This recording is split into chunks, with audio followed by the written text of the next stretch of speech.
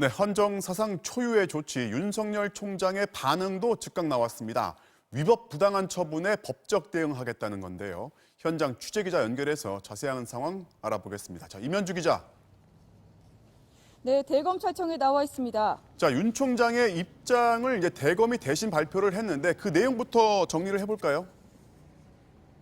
네, 이곳 대검찰청의 길 건너인 서울고검에서 추미애 장관의 발표가 끝나자 8분 만에 윤석열 검찰총장의 입장이 나왔습니다.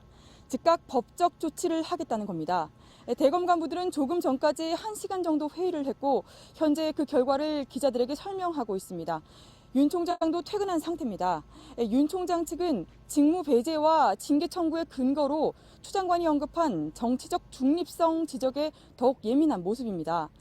국민들이 검찰총장을 유력 정치인 혹은 대권 후보로 여기게 됐고 따라서 정치적 중립성에 관한 위험과 신뢰를 상실해 직무를 할 수 없을 정도라는 게 추 장관의 발표였죠. 윤 총장은 검찰의 정치적 중립성을 지키기 위해 그동안 한 점 부끄러움 없이 검찰총장의 소임을 다했다면서 위법하고 부당한 처분에 대해서 끝까지 법적 대응을 하겠다며 사실상 장관 명령에 대한 불복을 선언했습니다. 한편 청와대는 문재인 대통령이 추 장관 발표 직전에 관련 보고를 받았다면서 문 대통령이 별도의 언급은 하지 않았다고 밝혔습니다. 자, 이제 윤 총장에 대한 징계 또 여기에다가 이제 윤 총장의 법적 대응 이 두 가지가 예고가 돼 있는데 각각 어떻게 진행이 되는 거죠? 네, 일단 추 장관은 오늘 법무부 징계위원회에 윤 총장에 대한 징계를 청구한 겁니다. 직무 정지는 징계위원회의 최종 결정을 앞두고 내려진 임시 조치로 이해하시면 되고요.